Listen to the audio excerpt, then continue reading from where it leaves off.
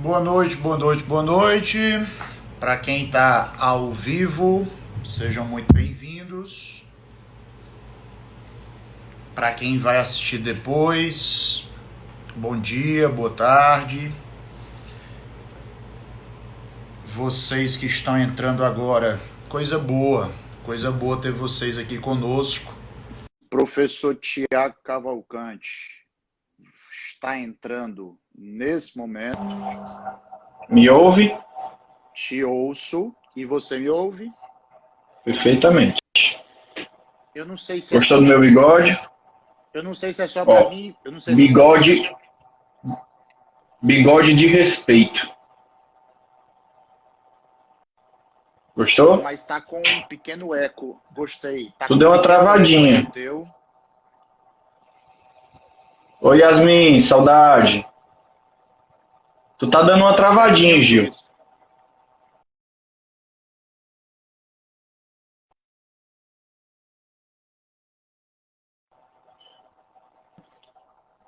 Agora eu lhe escutei, mas a sua imagem tá travada. Pronto, destravou. Mas deixa eu te dizer uma coisa, tá dando um ecozinho que eu não sei se tem alguma coisa a ver aí com o teu som ou se é minha conexão. Deixa eu ver aqui, carregamento. Peraí, deixa eu ver aqui uma coisa. O eco diminuiu agora? Não. Vocês que estão nos escutando, como é que tá o som aí? Nos deem um retorno, como é que tá o som para vocês? Fala aí, Tiagão. Eu tô lhe ouvindo perfeitamente bem. Perfeitamente bem. Eu também. Então, pronto. Então, vamos que vamos. Olha aí, Tiagão, são quase 50 pessoas aqui conosco já, hein? Boa noite a todos. Sejam muito bem-vindos. A ideia é que vocês mandem perguntas, dúvidas, questionamentos, do que é que vocês acham que tá acontecendo, qual é a dúvida que inquieta vocês em relação a isso. Pode mandar que a gente vai tentando aqui.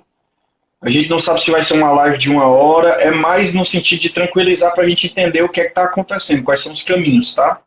Exatamente. Então vamos lá, olha só. Eu tenho certeza que o Tiago passou pela mesma coisa que eu passei hoje, e que foi entrar nas salas e os alunos, bombardeios. E os alunos.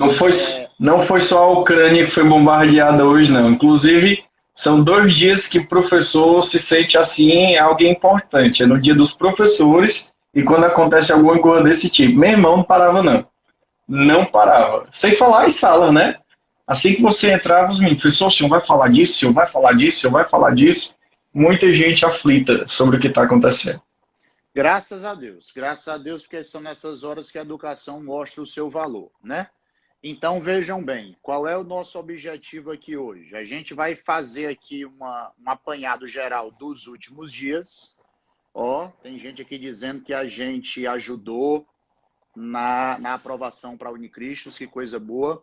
Como eu sempre digo, quando a live é aqui pelo Insta, a gente até nem fica mandando oi, mandando tchau, porque o tempo é reduzido. E quando a gente começa a mandar oi e tchau para quem vai entrando, a gente acaba perdendo um tempinho precioso.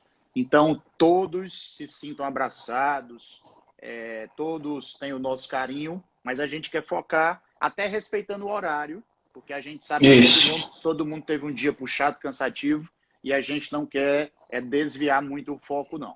Olha só, a gente não vai, nesta live de agora, fazer todo o histórico do conflito, trazendo lá do fim da Guerra Fria até hoje. Não.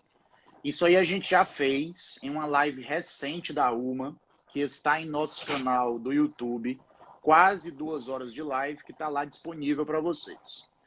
O meu propósito aqui com o Tiago é pegar esses últimos dias. Então, eu vou aqui fazer um apanhado geral. Vocês, à medida que as dúvidas forem surgindo, vão mandando perguntas e depois eu e o Tiago a gente vai batendo um papo aqui. Nos últimos dias, e aí a gente pode pegar até nos últimos meses, a Ucrânia manifestou uma proximidade com a OTAN e uma negociação de fazer parte da OTAN que desagradou a Rússia. Imaginemos que vocês estão acompanhando, vocês sabem que a OTAN é o bloco militar, a organização militar que foi criada durante a Guerra Fria. A União Soviética, lá no período da Guerra Fria, liderava o Pacto de Varsóvia, que já deixou de existir. Mas a Rússia, atualmente, não gostou dessa aproximação da Ucrânia com a OTAN, dizendo que não aceitava de jeito nenhum que bases militares da OTAN estivessem tão próximas do seu território, do território russo. E a partir de então começou meio que uma guerra de narrativas. O governo russo dizendo que não iria aceitar essa proximidade, e a comunidade internacional, especialmente Estados Unidos e as potências europeias, dizendo que se houvesse algum tipo de ataque, existiriam sanções. Nos últimos 15 dias, tropas militares russas começaram a se posicionar e isso começou a chamar a atenção para um possível ataque, que sempre foi negado pelas forças militares da Rússia e, inclusive, pelo seu presidente Vladimir Putin, dizendo que eram apenas exercícios militares. Mas inclusive eles estão negando que há uma guerra. Nesse exato momento, eles estão negando que há uma guerra. Eles dizem que não é uma guerra. É uma estratégia de defesa. Eles querem neutralizar a Ucrânia para que não aconteça algum tipo de revide. E desnazificar. Usar, inclusive, a expressão... Eles usam muito essa ideia.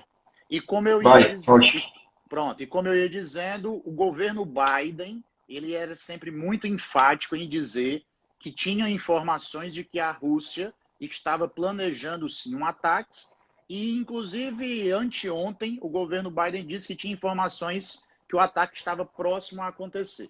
Bom, o ataque aconteceu, como todos vocês sabem, tenho certeza que vocês viram isso hoje, nem que seja no Twitter, nem que seja no Instagram. O ataque aconteceu especialmente pelas porções leste e norte do território ucraniano, mas também pelo sul. Só não houve ataque pelo oeste, porque o oeste da Ucrânia faz fronteira com a Polônia, que por sua vez faz fronteira com a Alemanha, então nós já estamos falando da Europa Ocidental. Vejam. Vale ressaltar, deixa eu só complementar, vale ressaltar que o Gil colocou aí uma questão geográfica muito importante, que é por onde partiu os ataques da Rússia hoje, né? Os ataques aconteceram por terra, por ar e por mar. Essa parte norte, de onde surgiu os ataques, foi principalmente da Bielorrússia, daquela região ali. A parte leste da própria Rússia, das tropas que estavam localizadas na fronteira. E a parte sul, que o Gil colocou muito bem aí, vem da Crimeia. Aquela península que foi anexada pela Rússia, já lá por volta de 2014. Então o ataque aconteceu por norte pela Bielorrússia, leste pela Rússia e o sul pela Crimeia. Isso. O meu fone descarregou, então talvez o meu som vai ficar um pouquinho pior agora. Não, tá muito bom, tá muito bom. E aí só um detalhezinho que é detalhe mesmo, mas que pode fazer diferença. O Thiago usou o nome Bielorrússia, mas a prova pode usar o nome Belarus ou Belarus. Belarus. Na pronúncia. Então fiquem atentos a isso. Bom, anteontem, nós da UMA postamos um vídeo que eu gravei falando que já havia acontecido uma invasão de tropas militares russas no leste do país, em 2 províncias, que são as províncias de Luhansk e Donetsk. E eu, inclusive, no vídeo dizia que a grande coisa a se observar nos próximos dias era se a invasão ficaria concentrada no leste ou se ela avançaria para o restante do país. Que foi o que aconteceu no dia de ontem e no dia de hoje, dependendo aí de como você considera o fuso horário. Então, o que é que nós temos hoje como cenário? Ataques russos em várias áreas do território, inclusive que é a da Ucrânia. Inclusive não só, né, Gil? Pois não, Gil. Inclusive não só nas regiões que foram as regiões que se declararam autônomas. Isso. Né? Então, essa é a questão que está inquietando. E aí a Rússia utiliza como argumento de estar fazendo esses ataques em pontos estratégicos, ataques cirúrgicos, para minar uma possível capacidade da Ucrânia de reagir. Mas ela passou em muito do perímetro que ela inicialmente estabeleceu como seu perímetro de defesa, que é a região lá de Donbás, a leste da Ucrânia, principalmente Luhansk e Donetsk. Isso. E aí existem duas perguntas que ninguém tem a resposta. Pergunta 1. A Rússia fará o que nos próximos dias? Ela vai manter os ataques apenas para mostrar força e deixar muito claro que, em hipótese alguma, vai aceitar a proximidade da Ucrânia com a OTAN, ou ela pretende anexar a Ucrânia ao seu território? Essa pergunta ninguém tem resposta. Só os próximos dias vão dizer. Vocês vão encontrar analistas internacionais que vão dizer uma coisa, outra, eu posso dizer uma coisa, o Thiago pode dizer outra, mas certeza ninguém tem.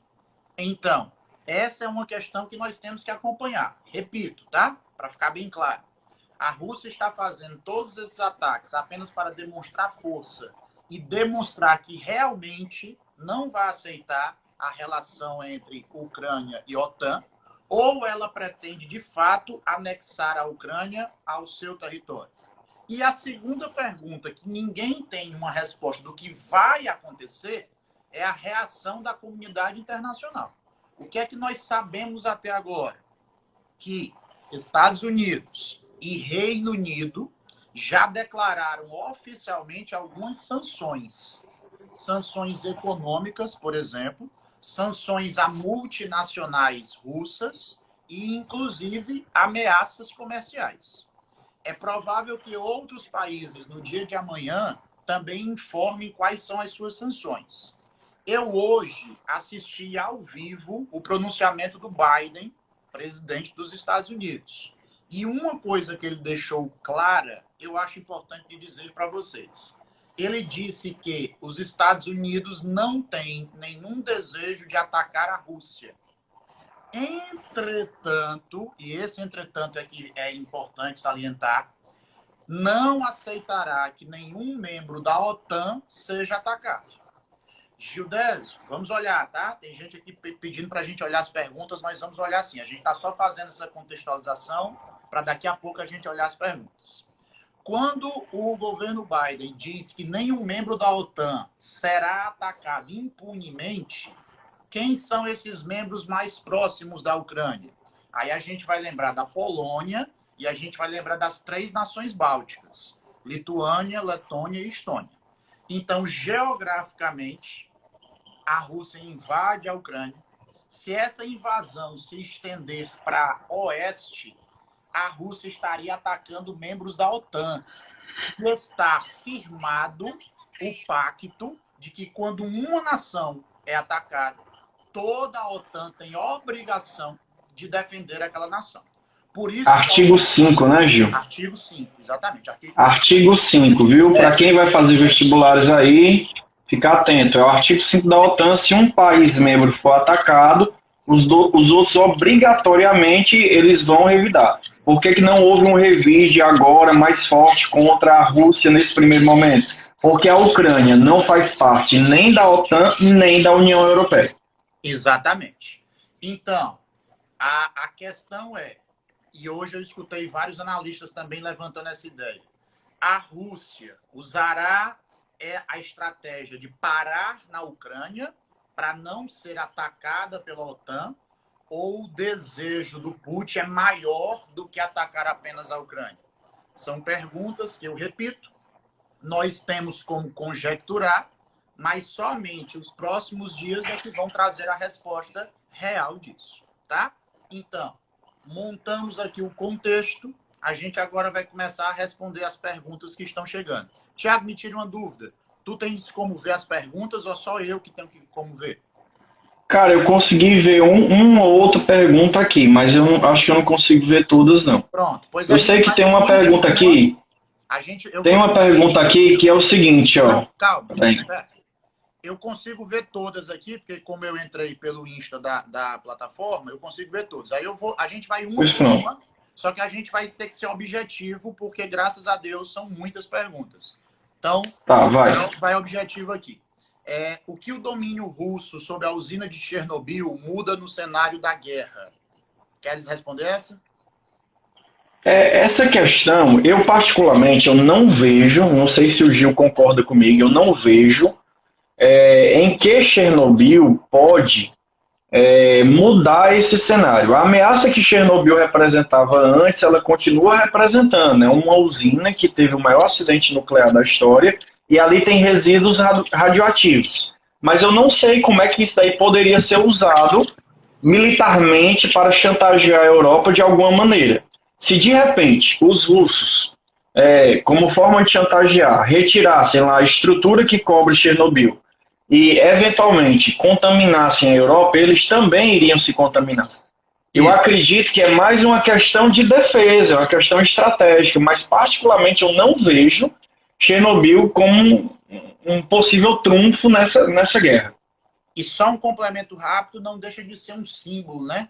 Conquistar Sim. Chernobyl é um símbolo também de demonstração. Tudo ali é simbólico. Todas as atitudes dessa guerra são simbólicas. O Putin, nada acontece, pessoal, por acaso. As pessoas aqui se surpreendem. Mas quem entende minimamente do que é o governo Putin, do que ele construiu nesses 21 anos, ele já vem dando sinais claros que não vai aceitar interferência ocidental. Ele já vinha deixando sinais claros que pretende uma Rússia com as fronteiras próximas do que foi a União Soviética. E a Ucrânia é um dos passos desse processo. Pronto. Com essa resposta, a gente já conseguiu responder 2 perguntas. Eu vou responder a próxima. Como isso pode afetar o Brasil? É uma pergunta que hoje eu escutei em todas as salas. Olha só. Como isso pode afetar o Brasil? Diretamente no preço do combustível.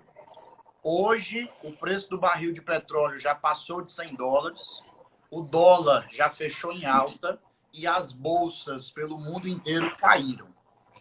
A gente não vai ter tempo para esticar muito a resposta, mas eu preciso lembrar a vocês que a primeira crise do petróleo é fruto de uma guerra do Yom Kippur.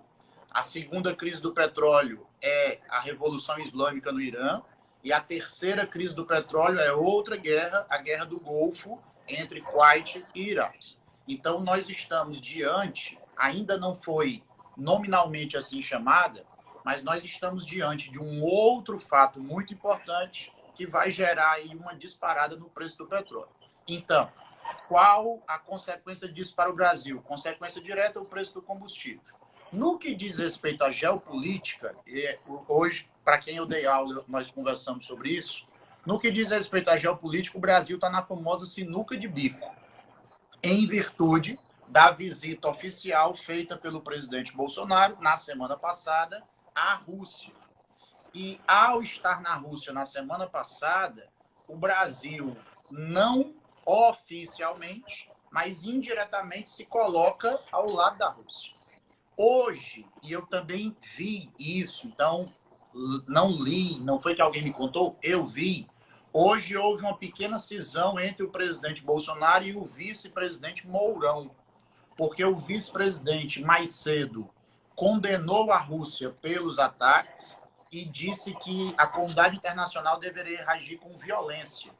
E aí o presidente Bolsonaro, numa live agora à noite, disse que, de acordo com a Constituição, só quem pode falar pelo Brasil oficialmente é o presidente. E que qualquer outra pessoa que falasse não estava falando em nome do Brasil. E aí ele citou nominalmente o vice-presidente. Bolsonaro disse o quê?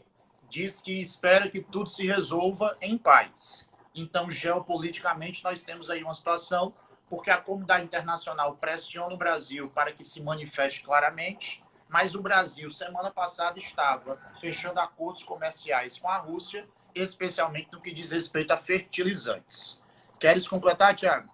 Não, é isso. A questão do agronegócio também, de alguma forma, pode sofrer dependendo de como essa guerra vai impactar a Rússia. Isso. Por enquanto, o impacto na Rússia, em particular, não é muito grande. Então, tudo indica que essa questão dos fertilizantes não vão ser afetados e o agronegócio, pelo menos a princípio, não vai ser afetado. Agora, com o desenrolar dessa guerra, nós podemos ter uma outra realidade. Então, com isso, a gente também já responde algumas perguntas falando sobre o preço da gasolina e do petróleo. Tiagão, essa vai para ti, tá? É certo dizer que é um conflito interimperialista? Sim, sim, sem dúvida nenhuma. O Putin, como já colocou diversas vezes, para ele, o colapso da União Soviética foi a maior catástrofe geopolítica que aconteceu no século XX. E, desde o fim da União Soviética, os governantes da Rússia eram governantes considerados relativamente fracos. O Gorbachev foi considerado fraco, porque causou o colapso da União Soviética, e o Boris Yeltsin era uma espécie de gafe ambulante. Um cara que ia bêbado, visivelmente bêbado para eventos oficiais, e, enfim, virou um símbolo de um grande bobalhão. E o Putin, ele vai recuperar essa imagem do homem forte. Ele vai recuperar essa imagem de um homem que governa um país com pulso. E essa ideia, ela sempre foi muito bem vista pelos russos. Os russos estão acostumados com governos fortes. Desde a época do czarismo, passando pela época do governo stalinista e etc, etc. E o Putin, ele vende essa imagem. Inclusive, é muito comum você ver, por exemplo, o Putin exibindo as suas destrezas masculinas. O Putin andando de cavalo sem camisa, o Putin pilotando caças da Força Aérea Russa, o Putin exibindo a sua habilidade no judô, ou então no clube de tiro, alguma coisa desse tipo, e o russo gosta disso. Ele passa essa imagem de homem viril, e homem que consegue controlar o país com pulso firme, e a ideia dele, sim, é criar um território com fronteiras próximas ao que foi um dia a União Soviética. Então, é um conflito interimperialista. Por um lado, a Rússia querendo construir a sua zona de influência, e por outro lado, o Ocidente querendo diminuir essa zona de influência russa. Show. Eu vou responder agora o Luiz, se eu conseguir ler direito aqui o nome dele. Tem alguma possibilidade da Ucrânia reagir? Luiz, eu vou ser bem objetivo aqui na resposta. O governo ucraniano ontem, através de um comunicado oficial do seu presidente, convocou todos os reservistas.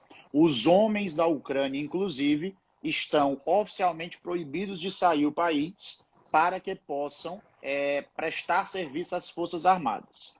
Isso não quer dizer diretamente que a Ucrânia vai reagir. Mas, como você perguntou, se existe possibilidade, sim. E aí há um detalhe muito importante. Não dá para a gente comparar as Forças Armadas da Ucrânia com a Rússia. Mas é importante que vocês saibam que as Forças Armadas da Ucrânia são grandes para os padrões europeus e, de certa forma, para os padrões mundiais. Não dá para comparar com a Rússia, mas a Ucrânia tem, sim, forças armadas, vamos dizer, equipadas, bem preparadas. Então, existe possibilidade de reagir e, oficialmente, o discurso é que a Ucrânia vai reagir. Veremos nos... Oficialmente, o discurso é que ela já está reagindo, né? Inclusive, anunciou hoje que conseguiu abater aviões, helicópteros, soldados foram presos, etc. Então, oficialmente, os ucranianos estão reagindo. Isso. A Violeta pergunta, acho até que a gente já falou, mas eu vou responder novamente. Existe a possibilidade da Rússia atacar algum país membro da OTAN? Possibilidade existe, mas não é provável. Porque se a Rússia atacar algum membro da OTAN, o ataque da OTAN ele vem em contra-ataque com muito mais força.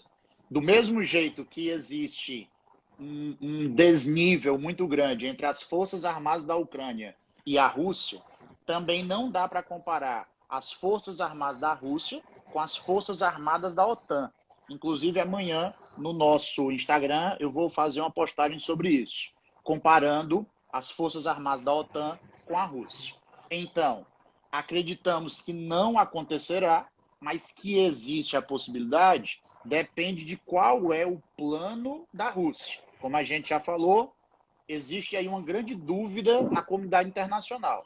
A Rússia vai parar o seu ataque na Ucrânia e, só para mostrar força, ela vai anexar a Ucrânia, ou o desejo é maior, é de ainda invadir outros territórios. Então, e mesmo que pare na Ucrânia, Gil, abre-se um precedente muito grande, que já foi aberto com a Crimeia. Quando a Crimeia foi anexada ao território russo, o mundo fez um voto de protesto e que isso é um absurdo e etc, etc. Depois as coisas se acalmaram e a Rússia consolidou a dominação. E hoje a Rússia dá mais um passo. Um passo primeiro em relação a Luhansk e a Donetsk e possivelmente, dependendo do andar da carruagem, um passo em relação a toda a Ucrânia. Né? O próprio Vladimir Putin ele já disse que a Ucrânia é uma invenção, a Ucrânia não existe, que a Ucrânia na verdade é russa. Então, a questão é, e se depois da Ucrânia tiver outros passos? Essa é a grande questão. Né? E aí, dependendo de como vão ser esses passos, o conflito pode se tornar mais grave. Exatamente.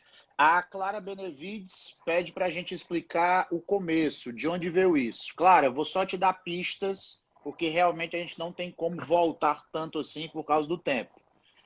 O começo, ele pode ir lá para trás, né? Lá da formação do Império Russo, a independência da Ucrânia. Então, a gente pode ir lá para trás.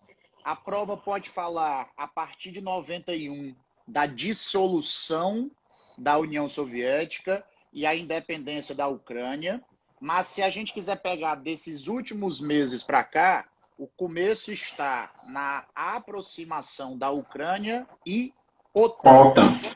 A Rússia não aceita que a Ucrânia faça parte da OTAN. Então, esse é o começo agora, bem recente, tá? Codeto 7, haverá uma resposta militar do Ocidente? Codeto, vou te repetir as palavras do Biden. A OTAN não planeja nenhum ataque à Rússia, desde que nenhum membro da OTAN seja atacado.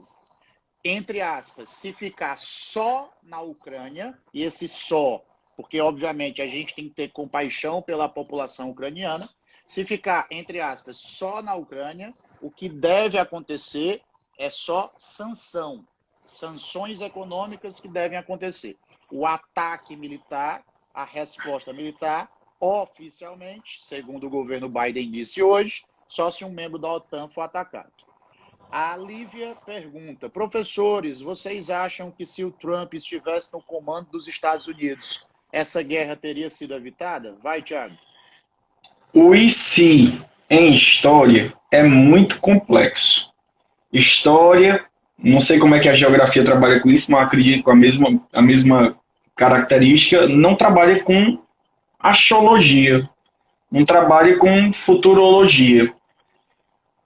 É possível que o Trump no poder, devido a, digamos, uma melhor relação com o Putin, a coisa tivesse diferente. Mas também é possível que não. Você crê de homem a possibilidade de resolver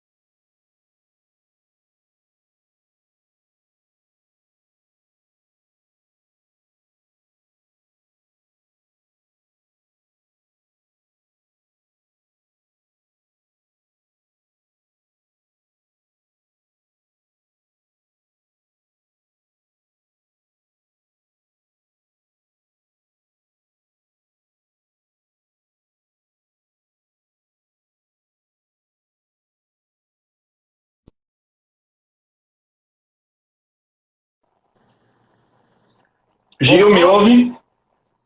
Voltou. Eu te ouço. Pronto. Pronto. Graças a Deus. Vamos para a próxima pergunta. Deve ter sido aqui a minha conexão. Vamos lá. A gente estava... Ela estava perguntando se com o Trump seria melhor. A minha leitura é que não. Não precisa nem repetir, não. O que você tiver dito, eu concordo plenamente. Porque senão a gente vai perder tempos preciosos. Estão dizendo que travou de novo. Ó. Não, travou não. Agora nós estamos te ouvindo. Voltou. Pronto, voltou. Vai, a próxima. Me ouve? Pronto. Tô te ouvindo. Pronto, então vamos lá. Depois daquela pergunta lá do Trump, eu tinha lido um aqui, que eu perdi, não estou mais achando. A pergunta era assim, professor, por que as pessoas estão falando que os Estados Unidos têm culpa da guerra estar acontecendo? Tá? Vejam só, quando a gente fala OTAN, a gente está falando... Tá me ouvindo, Thiago? Perfeito. Thiago, me ouve? Tô te ouvindo. Beleza. Quando a gente fala OTAN, a gente sempre tem que lembrar da influência, da força que os Estados Unidos têm sobre a OTAN. Então, a aproximação da Ucrânia com a OTAN é também uma aproximação da Ucrânia com os Estados Unidos. Ou seja, se o ponto de partida, o estopim da guerra, foi a não aceitação da Rússia em relação à Ucrânia e à OTAN estarem se aproximando, nós vamos ter aí influência direta dos Estados Unidos nesse processo. Tá? Então é por isso que alguns analistas dizem, e eu também vi isso, que os Estados Unidos têm uma participação direta nessa guerra que está acontecendo. Tô aqui, pode falar. Beleza, eu também estou aqui, só que agora eu estou procurando as perguntas, porque eu acho que nessa de cair e voltar, eu perdi algumas perguntas, mas vamos lá. O Raul Rocha pergunta, qual o provável intuito da Rússia em destruir aeroportos, pontes e rodovias, ou seja... Essa daí é muito simples. É minar a capacidade da Ucrânia, tanto de reagir, como de possivelmente receber algum tipo de auxílio ou ajuda militar do Ocidente. Se não tem aeroporto, como é que os aviões vão pousar? Exatamente. Se as estradas estão bombardeadas, como é que os comboios vão entrar? Isso. Então, essa é a questão. Estão minando a capacidade ucraniana de se defender. E é isso que o Putin tem colocado. Ele não quer destruir a Ucrânia, ele não quer devastar a população, ele quer atuar cirurgicamente em pontos estratégicos.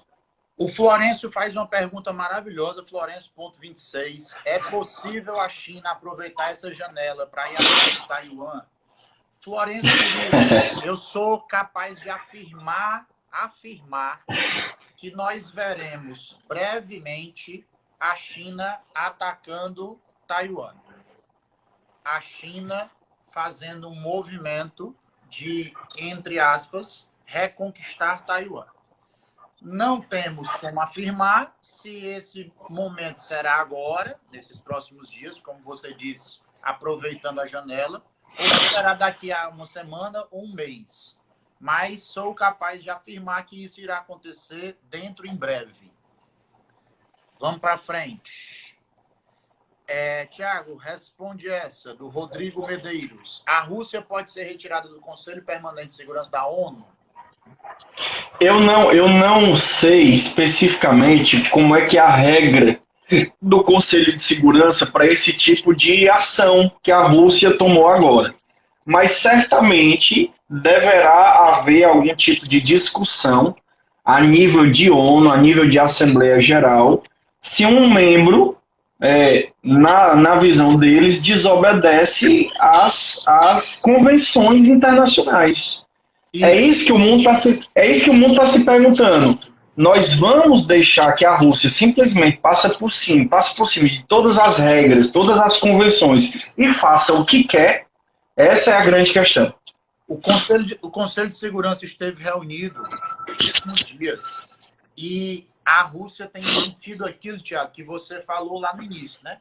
A Rússia tem mantido o discurso de que não é uma guerra, mas sim é uma ação de proteção aos russos que estão no território ucraniano, especialmente em Donetsk e Luhansk, e uma ação de prevenção a possíveis ataques. Então, o Conselho de Segurança ele vai ter que negociar bem essa linguagem. Agora, é possível, repetindo, né? É possível que a Rússia seja destituída do Conselho de Segurança? Possível é, mas dificilmente irá ocorrer, tá? Possível é, mas dificilmente irá ocorrer. Caio Gabriel pergunta: a Rússia é importante para a energia europeia de alguma forma? Total. Demais, Total. demais. Principalmente para o leste europeu. Isso, sua pergunta é muito boa, Caio, porque a sua pergunta é o tipo do negócio que a prova pode mencionar, tá? A prova pode trazer um mapinha mostrando os gasodutos que saem lá da Rússia, via terrestre, atravessam e chegam até a Europa, especialmente a Alemanha.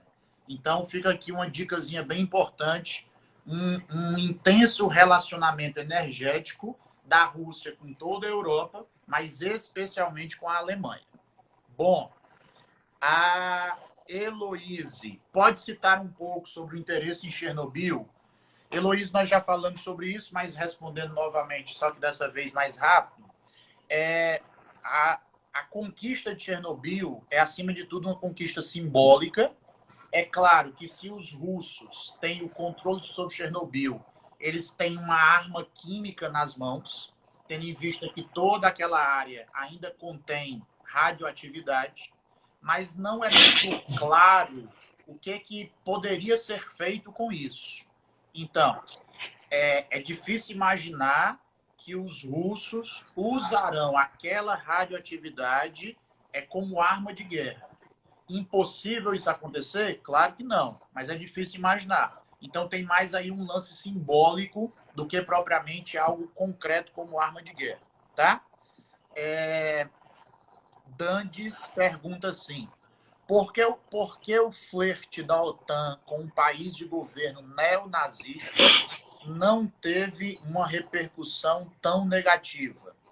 O Dandes, primeiro que essa nomenclatura que você usou, o flerte da OTAN com o governo neonazista, eu preciso discordar de você por algumas razões, mas dentre elas, por exemplo, porque o presidente da Ucrânia, Zelensky, ou Zelensky, judeu, da pronúncia, ele é de origem judia, ele é judeu, tá?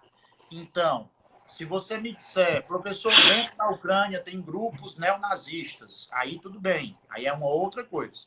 Agora, o governo ucraniano, ele não pode ser classificado como neonazista, tá? Então, Dantes, não sei exatamente onde você leu essa informação, mas como professores, a gente precisa lhe dizer que essa informação ela não corresponde à verdade.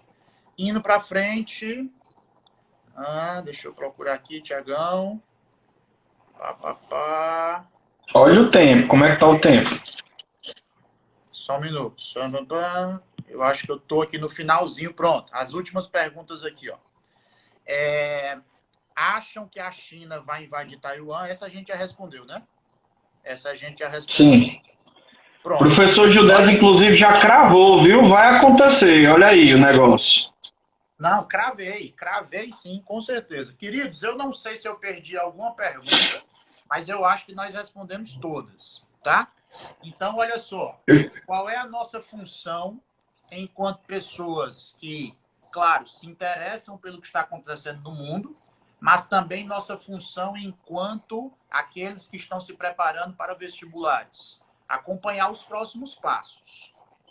Gildés e Tiago, vocês acham que esse assunto tem muito potencial para cair nas provas do meio do ano? O S, Uniforme Cristo? Muito, muito potencial. Gildés e Tiago, vocês acham que esse assunto tem muito potencial para cair na prova do Enem? Aí nem tanto, porque a prova do Enem trabalha muito mais com banco de questões, tá? Mas não nos esqueçamos que, por exemplo, a situação da Crimeia, ela é de 2014. Então, pode aparecer na prova do Enem uma questão sobre a Ucrânia se referindo à Crimeia. Mas não é impossível que apareça na prova do Enem uma questão sobre esse fato agora. Mas não é o que é mais provável que aconteça. Já nos vestibulares do meio do ano, repetindo, muito provável. Chegaram mais questões, mais perguntas aqui, Tiagão. Isso. Então, qual é, a Sara pergunta, então qual é o modelo de governo da Ucrânia, professor? Vai, Tiagão. A Ucrânia, ela é uma república, né? Ela é uma república presidencialista. Democracia. O presidente da Ucrânia foi eleito. E eu não sei se vocês sabem, mas ele era ou é um humorista. Ele é o que aqui no Brasil a gente chama de neopolítico, né?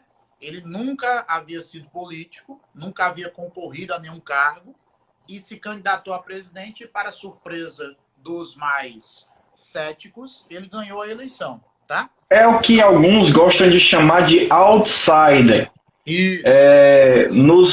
Digamos, nos últimos 4 ou 5 anos, cresceu muito essa ideia desses candidatos de fora do círculo tradicional da política. Isso. A imagem do político tradicional estava um tanto quanto cansada. Muitas pessoas não viam os políticos tradicionais como representantes dos interesses do povo. E aí cresceu muito as candidaturas de outsider. Nos Estados Unidos, o Trump. Aqui no Brasil a gente pode citar, por exemplo, o Dória, né? E lá na Ucrânia o Zelensky, tá? Mas a eleição da Ucrânia é uma graça, viu? Inclusive, na última eleição da Ucrânia, quem concorreu também foi o Darth Vader. O Darth Vader do Star Wars. Um cara fantasiado de Darth Vader concorreu a candidato a presidente da Ucrânia. E eu não duvido nada que uma marmota dessa apareça por aqui. Vamos lá. O Matheus faz uma pergunta muito boa. Aliás, todas foram muito boas. O Matheus diz assim, Gil, imagino que nem todos os russos sejam a favor dessa invasão. Como isso afeta a política na Rússia? Hoje, a polícia russa, o exército russo, já teve que conter manifestações dentro da Rússia contra o governo. Como o Thiago já falou, como eu já falei, o governo Putin é um governo marcado pelo autoritarismo. Então, o governo não aceita de forma alguma protestos contra o próprio governo em território russo. Então, outra coisa, as manifestações já estão ocorrendo e o presidente da Ucrânia, em sua declaração de ontem, falando em russo, ele convocou o povo russo a ser contra o governo Putin. Obviamente, ele não vai ter a maioria do lado dele, mas ele conseguiu aí que alguns fizessem tal protesto. Outra coisa, não seria a primeira manifestação de oposição ao Putin dentro da Rússia. O Putin ele não tem unanimidade, mas ele tem uma grande maioria. Ele controla o parlamento, o partido dele, o Rússia Unida, é o partido majoritário no parlamento, o segundo partido, que é o Partido Comunista, é aliado do Rússia Unida, que dá uma maioria absoluta. Ele tem grande influência sobre o empresariado, ele tem grande influência sobre os meios de comunicação, e isso torna a figura do Putin praticamente, digamos assim, nesse momento, intocável. Então, embora existam algumas manifestações contrárias, mas elas não vão abalar, digamos assim, as atitudes do Putin nesse momento. Isso. O Florencio faz uma pergunta também difícil de responder, mas ao mesmo tempo a gente consegue conjecturar aqui sem poder esticar muito. O protagonismo no mundo tende a ser mais oriental e o Ocidente ser deixado para trás? A segunda parte da pergunta, Florencio, o Ocidente ser deixado para trás é praticamente impossível, porque nós não podemos esquecer que no Ocidente nós temos as grandes potências europeias e especialmente os Estados Unidos, tá? Mas que o mundo vive uma mudança de eixo e isso, nós inclusive já conversamos em outras lives sobre a importância da rota do Pacífico. Então o mundo ele tem uma mudança de eixo e geograficamente falando, se no século XX o Oceano Atlântico, a Rota Atlântica, era a rota mais importante, finalzinho do século XX, especialmente agora no século XXI, a rota do Pacífico é a rota mais importante, sem dúvida nenhuma. Só a gente não pode achar que o Ocidente será deixado para trás pelas razões que eu falei. E ainda digo mais. Não diga mais não, por causa do tempo. Não diga mais não. Mas deixa eu só lançar uma braba aqui, para o pessoal pensar. A Rússia é um oponente. Claro, a Rússia ela está tentando, dentro da lógica dela, se defender e construir a sua área de influência, mas essas atitudes da OTAN, elas não visam nem a Rússia em si, elas visam algo lá na frente, porque a verdadeira ameaça ao Ocidente não é a Rússia, é a China.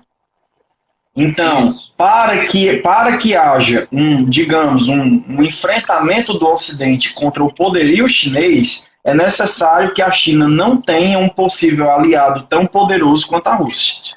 Daí esse joguinho de xadrez que está acontecendo agora e que a gente está observando com os nossos olhos. Tá? É mais ou menos por aí. Guilherme, vou ser objetivo na sua resposta, tá? Com certeza. Professor, a China consegue minimizar de alguma forma as sanções impostas pela União Europeia e pelos Estados Unidos? Consegue minimizar, sim.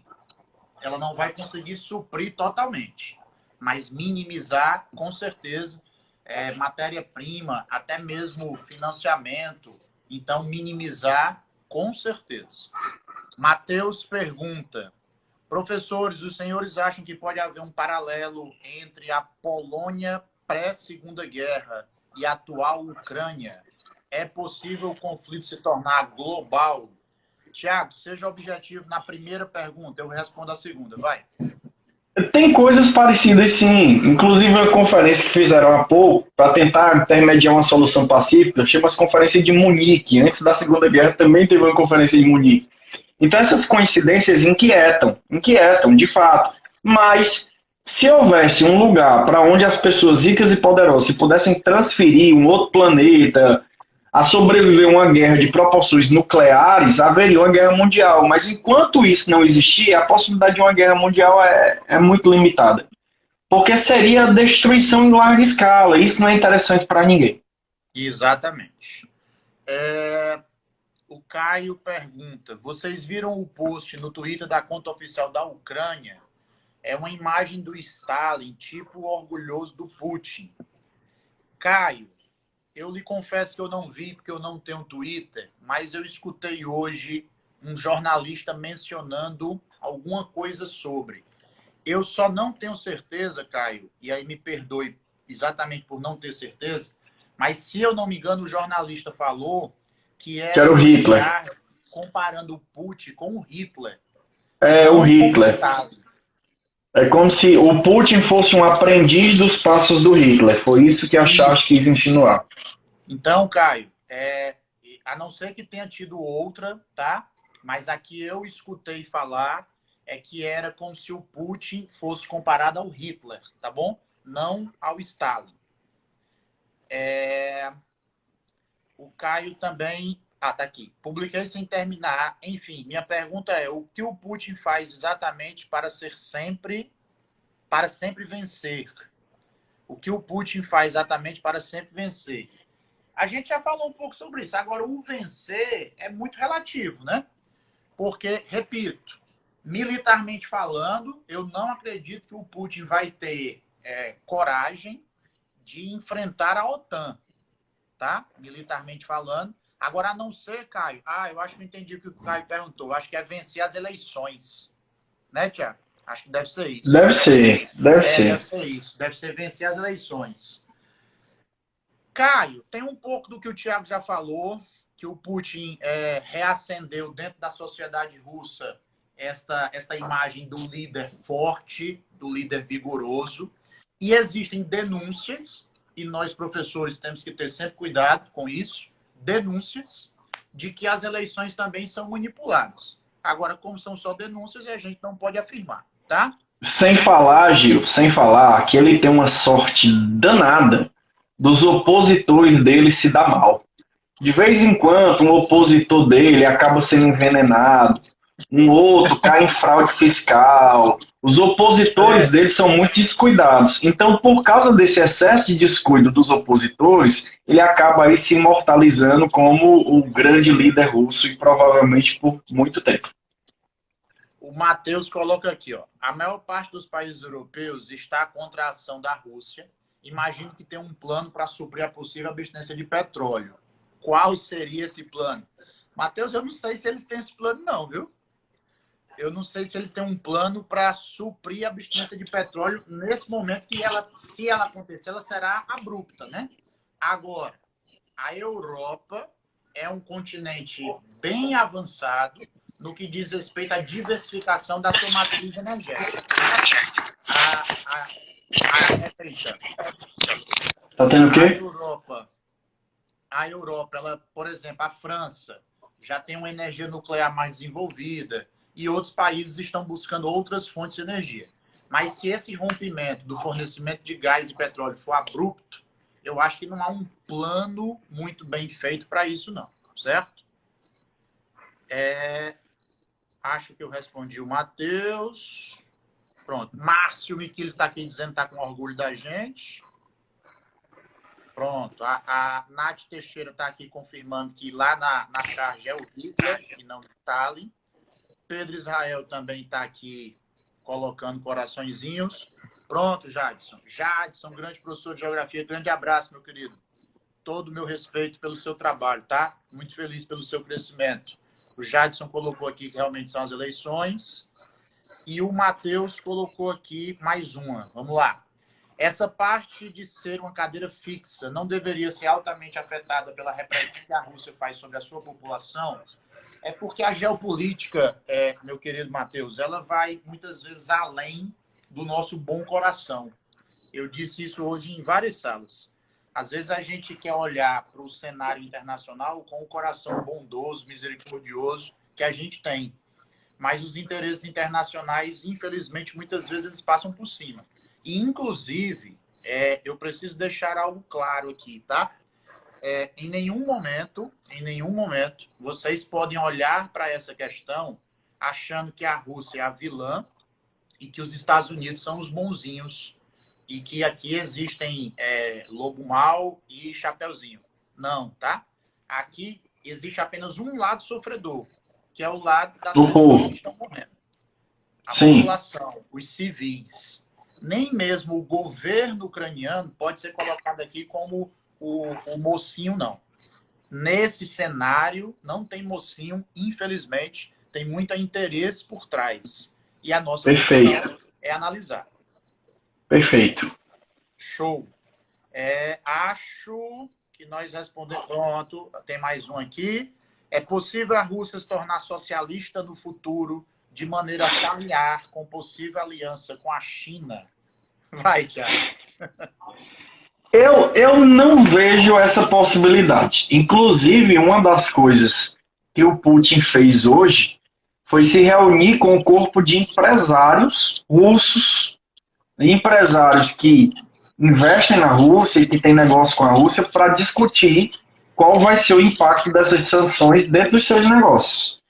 Então, o modelo chinês é uma coisa totalmente à parte, mas eu não vejo com grande possibilidade da Rússia se tornar um país socialista, inibir a propriedade privada. Agora, o que é que sempre vai existir? Um capitalismo onde o Estado ele é muito presente em diversas decisões. Isso há na Rússia, a China, apesar de ser um país comunista do ponto de vista político, mas existe uma atividade econômica e o Estado ele é um grande interventor. Então, não vejo a possibilidade da Rússia se tornar um país socialista nos próximos meses ou anos, não.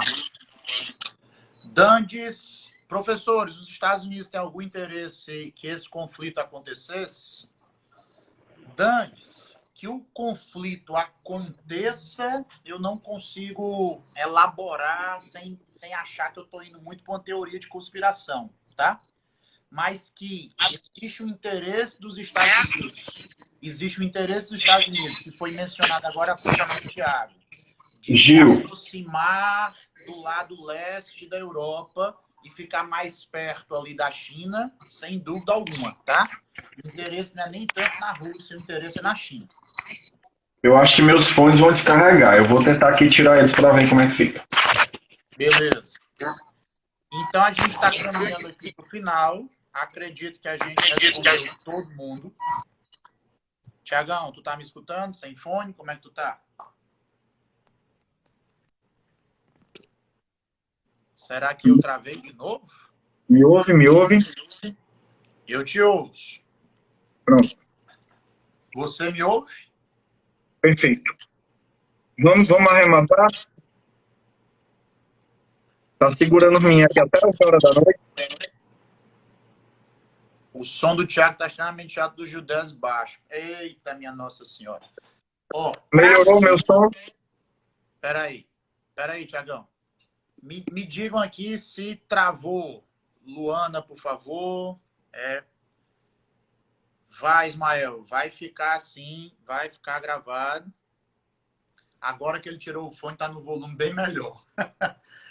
Olha só, obrigado a todos. Mário Walter, meu grande goleiro.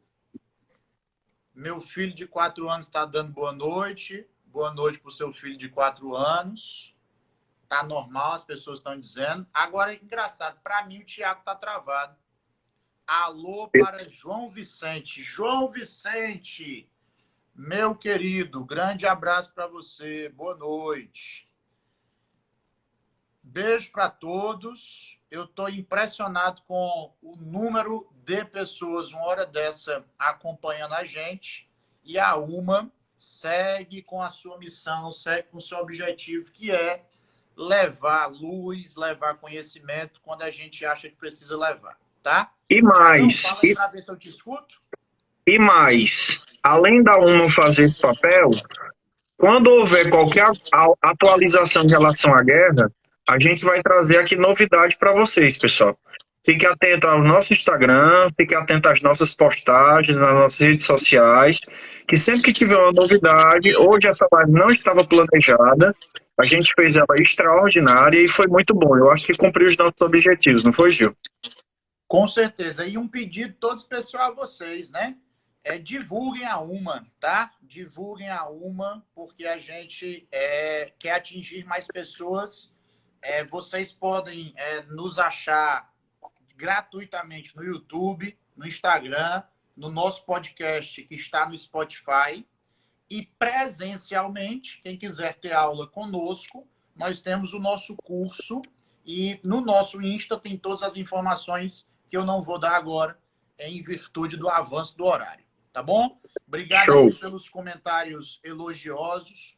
Eu confesso que eu sempre fico com vergonha de lê-los, então nem vou falar deles. Quero só agradecer a todos vocês, tá? Tiagão, você mora no meu coração e não paga IPTU, viu? É sempre uma honra. E aos meus alunos do Master, amanhã eu tô aí, hein? Amanhã eu tô aí. Tu tá onde amanhã, Tiagão? Amanhã eu estou no Cristos da Nunes Valente. Maravilha. Pois um beijo a todos, boa noite, que Deus nos abençoe. Boa noite, obrigado pela audiência. Tchau, tchau. Fiquem com Deus. Tchau.